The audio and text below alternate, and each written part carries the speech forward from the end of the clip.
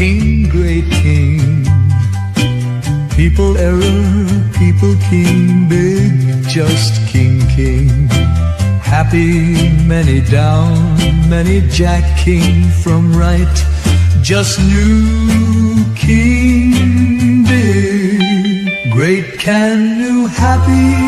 The owls are not what they seem, the owls.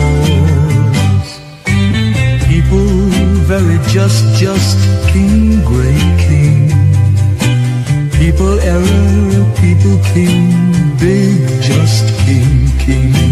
Happy, many down, many jack king from right. Just new king, big, great, can new, happy.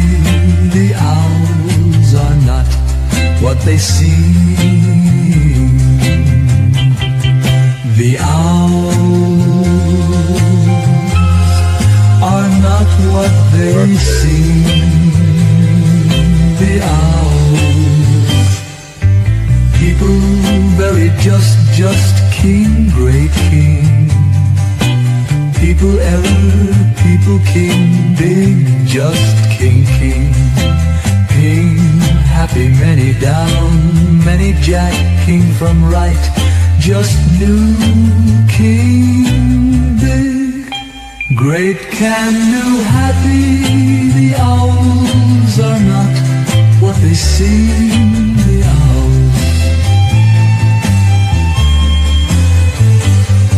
I think that sometimes we identify too strongly with our gender, and that's kind of what got us into this mess to begin with. I take it seriously that in Christ there is neither male nor female. I'm not trying to say that just to be devil's advocate or be McWoke, but once again to pull the Kierkegaard card and to say that, like, you gotta be you.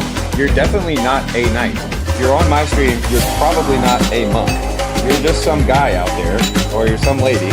But this is also the Sherry point. Like, our true identity is found in Christ. We are children of God. And I think that so much of what it means to be a man, what it means to be a woman, what are their roles, what do the tribal elders say, what does the Apostle Paul say, what does the Talmud teach? Like, all of that stuff to me is great, but it can oftentimes be used as an escape from our own individual situatedness in which we've had our life, and the things that have happened to us have happened to us. It can be an evasion of that kind of just true existential angst of what does it mean to be me? And it's like, maybe if I know what it means to be a man, I can know what it means to be me. Or maybe if I know what it means to be an American, I can know what it means to be. Maybe if I understand what it means to be white, I can understand what it means to be me. I think that the horrifying truth of the matter is that what it means to be you is being you. And we just don't really like sitting with that.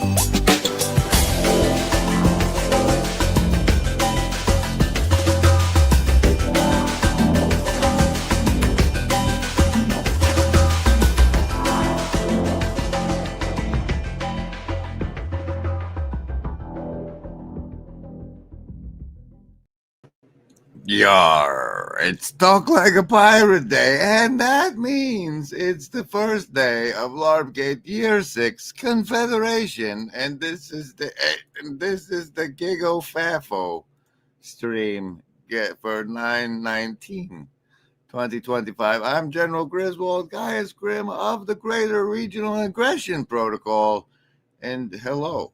I see the assassins have failed. Still a member of the Sacred Order of Foolish Transparency, and we have people out there. We have Mills invoking the channel member Howdy Power that gets this displayed, and one from PRN invoking the only Denim Wars Denny. And what else do we have? We have Howdy from Joe Cross. Hey. Joe, how you doing out there? And howdy from That Doesn't Count Tunes. You get the membership. Skank is, I'm afraid that I am me. Oh, that was from the branding. Afriel's out there with a howdy. There's one for you. Oh, and here's a bubble too. We're all virtually not alone. Look, a wild Paul Vanderklay. Talking like a pirate. And there's that there. Okay, and stop. Brandy, good morning. Good day. Good day, Brandy, mateys, and howdy, oh God, Jello, Ron, Jello, okay, there, we're all not alone, hooray, here, let's be thankful, Special thanks to the Shadow Cabal. So say we all. So say we all. Yuck, yuck, yuck. Ho, ho, ho. All right, so we got a card with some thing. There's hardly anything on the card, really. And then some. So we do savings throws versus mind control. You're swimming in it, don't you know? Even if you only count commercials, but also me saying ideas into your head that float into the background of your mind, and you forget where they came from, and then they emerge. And I'm like, anyway, those happen here, and you get a savings throw against it if you're willing to make a simple choice on how you will resist the mind control, whether that be your will to survive, your social network, your accumulated wisdom, or the power of your heart. That's right, you choose between survival, social, wisdom, or heart. I roll the die, 10 or higher, half damage. Half damage. For the mind control, under 10 full damage. Bonuses can apply, like a hive mind chat bonus over there. There? Yeah, over there. Over there. Okay. Survival, social, wisdom, or heart. Choose. Oh, it's the first savings throws of year 6. Survivalist with a 6. With a 6. That's for you. That's for you. See it? There it is. Socialist with disciples. That's 12 for you. Half damage. Lovers of wisdom. Right on the nose for a 10 half damage. 10 for the wisdom, folks. Another 6, pairing it up with survivalist. Hearts need a 6 as well. You know you get +5 for a replay comment. And indigo, kids. Trinity for you. You're going to need all sorts of bonuses. All sorts of bonuses. Remember, Embody. There is no agency. We want what's best. Yeah. And what's going around in...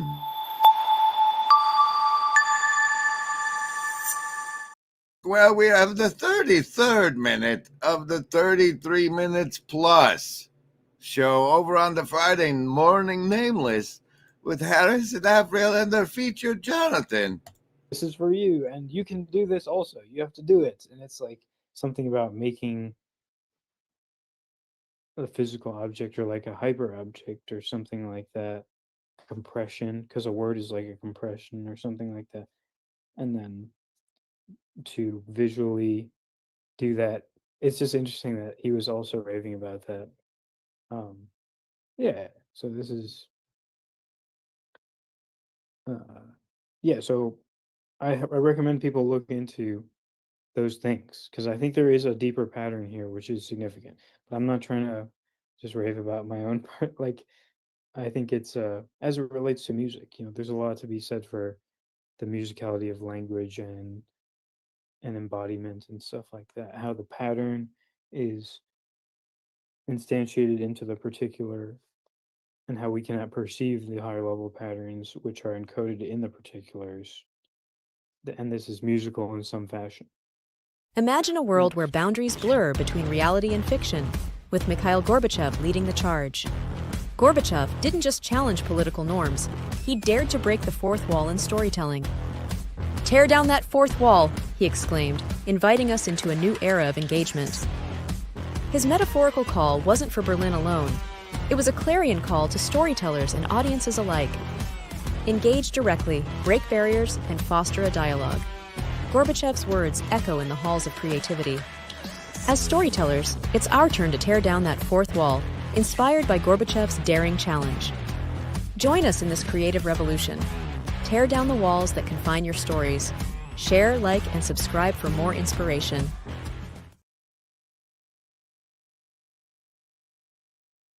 Looky there. Someone, thank you, someone is getting us closer to the wonderful Southeastuary, which we will now plug by going to Southeastuary.com. Share this instead. Looky there, looky there. You can go see Pastor Paul Vanderclay, Esther Meek, Jordan Wood, Michael Martin, Jordan Hall, J.D. Lionheart, Nate Dial, Sherry Subios Russen, and John Van Donk. And if you contribute like someone did, you could see me there too. Look at how beautiful it is. I get to drive that road maybe. maybe if you like someone, woo, helps me get there. Helps me get there. There's still tickets available, but there was only it's a hoity-toity event.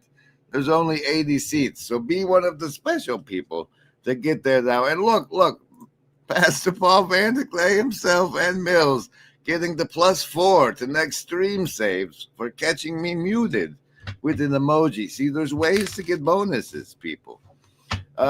This next portion is the Gigo Fafo section of the show, and it ties in because the homeroom today was Pastor Paul Vanderklay's spiritual this one, the empty end of progressivism and my skepticism with state churchisms. Jesus Christ, Paul. Okay, here's part of that we can take hold of. That is an exciting tradition, a tradition of dynamism, a tradition of change, a tradition of welcoming people in who then do amazing things they could do here that they could do nowhere else. So if you want my version of your cosmic hope, I do think that there's a story in which America doesn't just bend towards justice, but it does bend towards a kind of greatness that comes from a kind of diversity. From the H-1B visa plan, you see, Ezra Klein's vision of a successful America is the Tesla derivative, where we make our place so great that really great minds come here and do great things. But that's not what I'm talking about. But that is one pillar of the notion, really, that underlies the blue church, which is revealed in this interview. Oh, okay, so we have a jumper. Blue church card of the show is the Jack of Hearts. The blue church believes that government is the good guy, is the thing. That's the difference, I think, between they believe that we're winning and that the power that be, the government and the media and the way things are is success, is the city on the hill already, I think. But that the government is the secular god of the blue church is of note. And inclusion, one might call it. But diversity, that has fallen out a bit of favor. And this is the last demand I'll make of you. Inclusion into what exactly? What view? What vision of the good life? This is where I still feel like the utopianism of your book, while really good as a corrective to despair, lacks something that even the right in its various, sort of dark and black-pilled forms still gets to offer, right? Which is that, the right can say, you see Charlie Kirk say this over and over again, right? In one of the personas that he had was sort of, Christian evangelist and Christian dad, right? Where he would go around and say, look, to young men, he would say, look, politics is important, but you have to get married and you have to go to church and you have to start a family, right? That is a concrete vision of the good life that politics exists to support and technology exists to enrich, right? And in mid-century America, in mid-20th century America, it was connected to a thin but still real sort of Protestant-ish civic religion in which, human beings had an earthly destiny and a heavenly destiny too. And it is impossible for me as a religious person, I'm sorry, not to look at sort of progressivism right now and say, you need something else in the horizon besides saying, we're going to be inclusive and we're going to get rich together with flying cars. You need to say, so that we can live in some specific way that we are supposed to live. What is that way, Ezra Klein? How then shall we live? My friend Francis Schaeffer. Now, he doesn't have much of an answer. Now, Francis Schaeffer doesn't mean much to anybody, but if you go over to Mike Sartori's channel, he's got a whole series on the guy. And that is the question. And the problem the left faces, therefore, then, is that they're the only utopia utopia available to them is a transhumanist nightmare in which humanity uploads its consciousness into robots.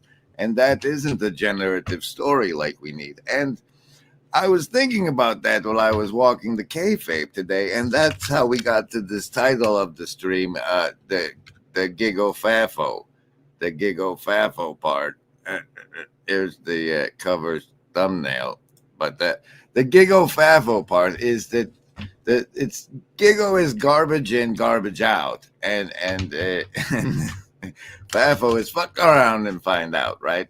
And so the garbage in, garbage out aspect came to me when I was considering my own personal education and how that like mandatory readings and such things were dystopian nightmares, such as 1984, and that's what has been propagated in these apocalyptic changing times of media and mandated at the school level. And now if you think some weird things like I do, that like the universe is made of consciousness and runs at least partially on faith, and you have a whole system programming minds of children with things like 1984, you're getting what I'm calling the garbage in, right? Here's a bunch of dystopias, and these dystopias filter in not into your conscious awareness because it's presented to you as fiction, but as like background potential. It filters into your background perception of the reality in which you live. So, and in effect normalizes and predictive programmings it. And now as we approach this great divorced, brave new world, you guys, I think I haven't even read it, but just from my impressions, the great divorce thing, where you get to live in your house by yourself and have your food, what is it? How you do the food? Uber Eats. You Uber Eats the food or whatever to your house, and that seems very great divorcey. And also the utopia they're aiming for.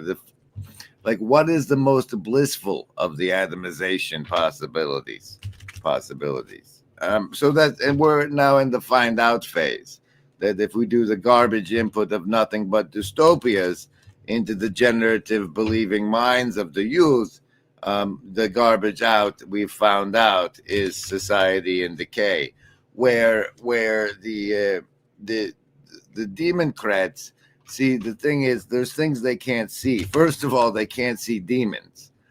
They can't see that the basis for the way they want to treat the immigrants is the golden rule, which is from Jesus anyway. And therefore they're circumventing the love for God with all your heart. And they're also not noticing that, like, the Samaritan didn't go like grab that guy and take him over to Samaria and turn him into a Samaritan. He just put him back on his own road. But they can't believe that the evil exists, and therefore they can't see it in themselves and also what they're immigrating. What? Okay, here's a casino deck card of the show. There's only one in that deck. Have some branding now. We all know that there is no agency any living gent can see. Doing what is right for me is lifting up my bro so he can grow some eyes to see that doing what is right for me increases all our agency.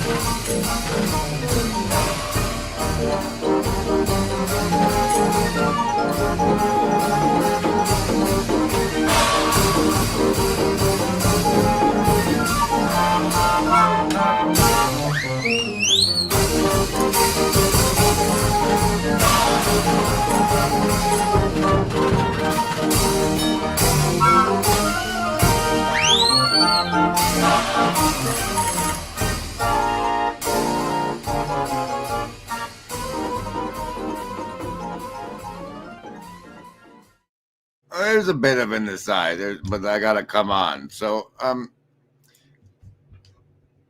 there's this thing I was thinking that I was flirting with the notion of like sense, and I think I boiled down to the reason I was flirting with the notion is that by selective annihilation of mayors and of government officials, for example, we create a vacuum, then we fill that vacuum.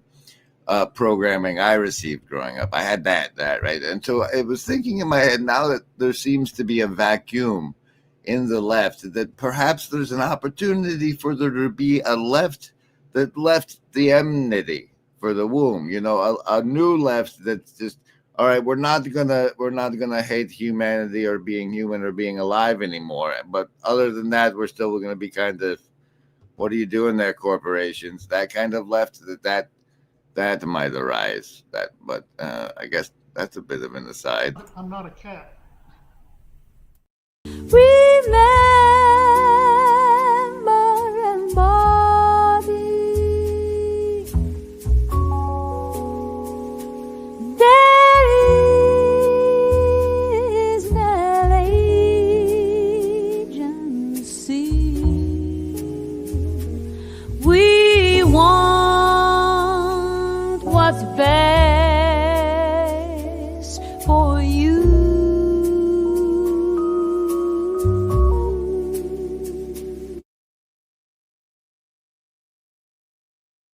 In other internet ramblings and wanderings, I have come across something I found slightly fascinating, and that is what I recognized to be one Glenn Scrivener, a scrivener of Glenn's, of Glenn's engaging directly in what I would hope Cale Zeldin and my friends would recognize as Defense Against the Dark Arts. In his recent release of 6 Lies We're Being capital F Fed right now. Back. What have you done? Here are the 6 lies that you are being told right now, and it's ruining our lives and ruining our culture. They're not lies that are articulated very much, but the social media environment that we are all inhabiting are reinforcing these untruths in every minute of our lives. Here are the 6, and we'll go through them. This is him. This is you. This is that. This is them. This is nothing. This is everything. First of all, this is him. It's so interesting that in the videos... No, well, they can watch the whole thing. Let's go to This Is Everything. This is everything. If you are online as much as I am online, you are receiving a diet of this stuff on a daily basis, algorithmically tweaked and refined and supercharged to push your buttons in a way that is bespoke for you. And all the algorithm wants is for you to stay at the computer, to stay glued to your screen, to keep on scrolling. That's all it wants. It's just that it's found that the way to keep you glued is to enrage you. It turns out that will tether you to your device more than seeing attractive naked people. We used to think sex sells. What we found is something better, and that is rape. No, and the reason for this, if you're familiar with your anatomy, of your brain anatomy, is that the blood and stuff comes up from the bottom and first fills the reptilian part of your brain, which is like how to breathe and stuff. And then it goes into the amygdala and whatever part. And that's the part where, like, do you need to run away right now and fight or flight? And then it branches out higher into the cognitive functions of making beautiful things. And the thing is, if you get presented with stimuli that makes you think you need to die, like somebody getting shot, those things pull you into the amygdala and lower parts of your brain and not the beautiful branches. What's reality? I don't know. When my bird was looking at my computer monitor, I thought, that bird has no idea what he's looking at. And yet, what does the bird do? Does he panic? No, he can't really panic. He just does the best he can. Is he able to live in a world where he's so ignorant? Well, he doesn't really have a choice. The bird's okay, even though he doesn't understand the world. You're that bird looking at the monitor, and you're thinking to yourself, I can figure this out. maybe you have some bird ideas. Keep it coming. Never know me. I'll never die. I love you. I love you. Please don't take my sunshine away. Confederates are garbage. Sir, the Coyote Confederation is the one I'm aiming at. Trivium. Grammar, input, logic, rhetoric up. Maybe the TLCers should go back to school and stop quite on. Back to school. Yes, school is exactly what we're going after through our Jordan Hall vector, which brings us to the next Chuck's deck card of the show is the 3 of diamonds. The next portion of the stream, which first invokes this: spiritual war is the right frame. Chad did this great video over on the Friday morning nameless. It's like a Reaper montage of cool fun things. Check it out. Here's from that one that he thought was worthwhile. That is the right mindset. You need to be on a wartime footing, else nothing else will make sense. Now, the best way of thinking about your war is that it is a spiritual war, of which 5th generation warfare is a big part. The enemy isn't going to kill your kids. He is going to get you to do that, or get them to kill themselves, or cause you to never have kids, or cause them to choose mere survival over capital L life. Get the sense of it? In a way, the boys at Normandy had a simpler task. The enemy Don't think people do, and as such, I found this convenient video recently released by Peter Boghossian, how China targets your kids to help you understand 5th generational warfare. The Chinese influence the United States policy. What's another way? Hey, did you know only half of you watching are subscribed? If you're enjoying the content, hit the subscribe button to keep the videos coming. Thanks. So another way they do it is, honestly through TikTok, where, they're able to push narratives onto us while we're, consuming entertainment, and I'm guilty of it. I have TikTok and, I would never put that on my phone. Yeah, I was sort of. Is that on your primary phone? It's on a phone that I have. Okay. Because it's a keystroke logger. Yeah. That's why it's on a phone, not my primary. It's funny. I tell young people that, and they just don't get it. Like, I think if you're like under 30, do you have TikTok on your phone? See, there's nothing you can do to convince someone to take it off. It's literally impossible. I know. So you don't have it on your primary phone. No. And the videos, correct me if I'm wrong, I'm no expert in this, the videos that they allow on TikTok here, they do not allow in China. And to be frankly, fact of the matter, as part of the greater regional aggression protocol, we're gonna have to have some kind of manifestation on platforms other than just YouTube and X.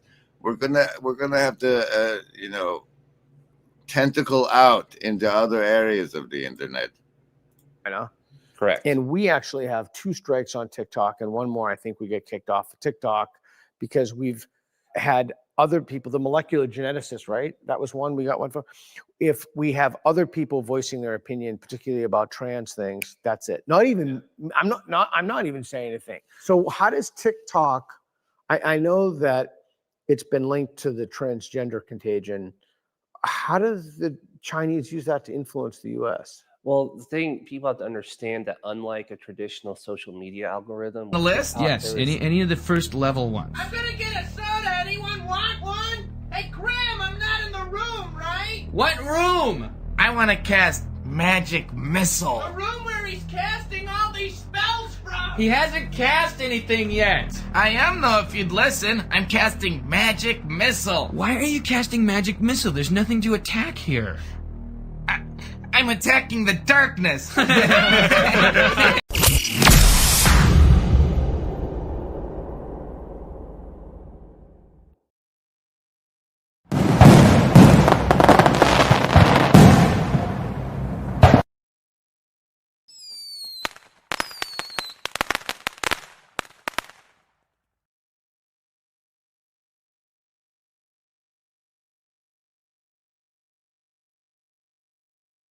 thing people have to understand that unlike a traditional social media algorithm with TikTok, there is actually a human being watching your content and deciding whether or not to push it onto the platform and stuff. It's not like YouTube or Instagram where there's the right hashtags. And, It's interesting. I didn't know that. That's interesting. Yeah. So there's actually someone at TikTok who decides this needs to be pushed to this audience, Right. you know, that sort of checks it on the other side. So I did not know that. yeah. So there are people who work at TikTok who will look at content, you know, and will decide, hey, this needs more views. And when you're in a position like that. And how do they decide? Like, is it the most divisive content, or what do they do? How do they decide?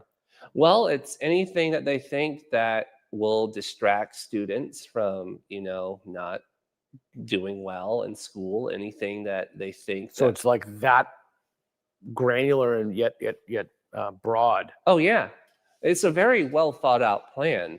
And, you know, I've even seen it with my younger siblings. I have younger siblings that are 21 and like 15, addicted to TikTok, and they're not watching with the same things that Chinese kids are watching. That's about for sure. science and math. They're not seeing yield graphs. This is me chasing this thing, you know? Yeah. This is how I steer. Yeah. This is me chasing this thing, you know? Yeah.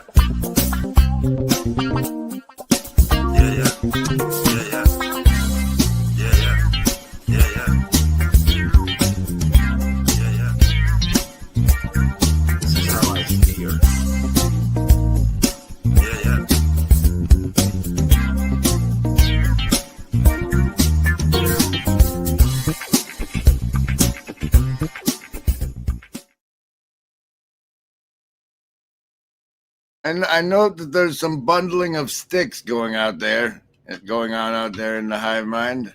And I will not have that sort of tree. No stick bundling. The simplest deck card of the show is the 9. The 9 of spades. Hey, we've made it through all the cards. Do we have any tabs left? Oh God, we have tabs left. And we haven't done the Confederation. Okay, well, let's see. We don't have that tab left, and that one's done. And we've done that. Well, we can do one more from there. But all right. And then, here's a bonus. Here's what happens to be on my X right now. The Freemasons are the foot soldiers of the Jesuit order. Isn't that a bonus? Bonus. Here's the lead up to me talking about Confederation. And avert your eye. This for the minds of the youths on the internet currently lost. The battlefield is really, really like the attention, the human attention that we're competing for. We are in competition. We are in competition with such as this. They include, obviously, 9/11 and the Patriot Act, 2008, and the sort of social movement. Please join me in my campaign against Russell Brand called "Cover Your Nipples, Grandpa." Join the Cover Your Nipples, Grandpa campaign now. Movements, whether it's like the Tea Party or Occupy, that came out of that, and then COVID, which we touched upon. And you're right that COVID has already been beautifully neglected and sort of consumed by our cultural amnesia. And I feel because it was such a it was so general and ubiquitous that it somehow actually becomes more forgettable. This is like such a spike that I feel functionally this is gonna be a clearer marker, because when I was trying to look for a precedent, Nick, I had to look at the political assassinations, I suppose, of the kind of 60s. And Charlie Kirk, in so many ways, couldn't be more different from Martin Luther King, Malcolm X, the Kennedys, and the people that, even if you think of a pop cultural figure like John Lennon, say, Charlie Kirk is a product of his time, even though he's very traditional and conservative and all of those things that are sort of at the forefront of Charlie Kirk's public identity. As a sort of a phenomenon, he's part of a movement that's primarily, I would say, connected to the near. Great news. He's about to get to the point.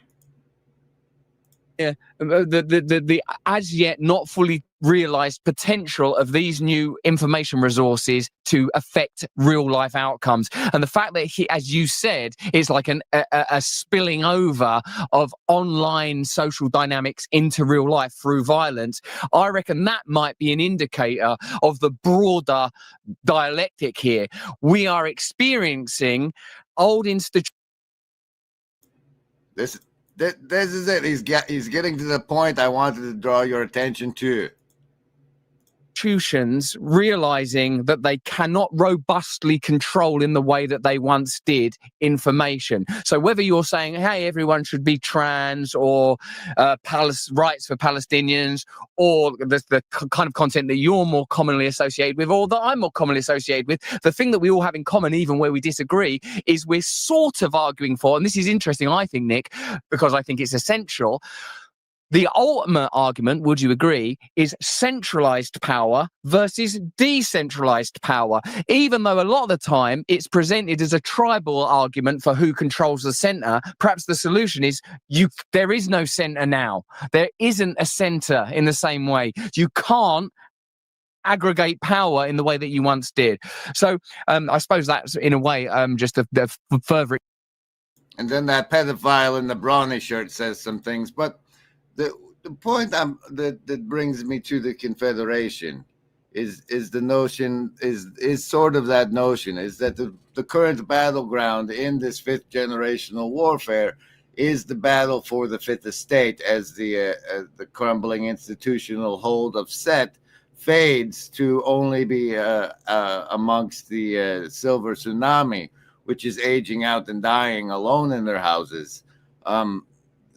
As that influence fades, and the rise of these other platform silos of people is the predominant, then therefore we are in that's the battleground, is the fifth estate. And the Confederation notion I have that I would like to throw out there is that the information conveyed over these networks is generally not that of one's zone of proximal influence.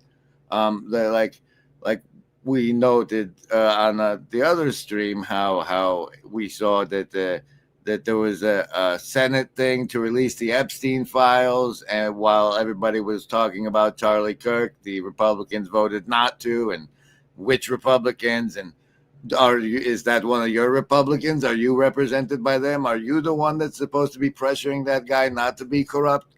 And is that part of citizenship that we now can do from the ground up as we take control of the fifth estate? And I think that like existing networks of the fifth estate, particularly out here in rural areas, are the AM radio networks that do the local sports as well as other zones of actual influence news items. And if we combine that somehow, give it a YouTube podcasting interface and meld those two together, that we could make a confederation of, so like if something happened in your area, your local people, they're connected in this confederation of podcasting and stuff, that information gets out from the local sources when it needs to. And that's the notion of confederation that's behind this new LARPgate Year 6. Woohoo! Remember it. There is no agency. We want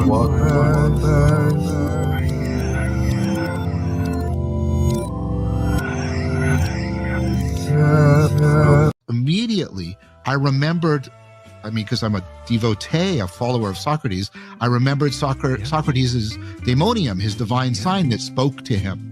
And all of this was starting to say, something else is going on here that doesn't fall cleanly into the two automatic categories of madness or demonic encounter, where people have, there's a whole continuum of where people have full-blown encounters like this to very, very things where they just have a felt presence of something behind their left shoulder, and getting into what I think is going on behind that. And so Happy the hours are not what they seem, the hours. People very just Oh, and we're at the 10 minutes beforehand. Paul usually starts his branding, so let's take our train back over to homeroom for today's special Friday estuary thing.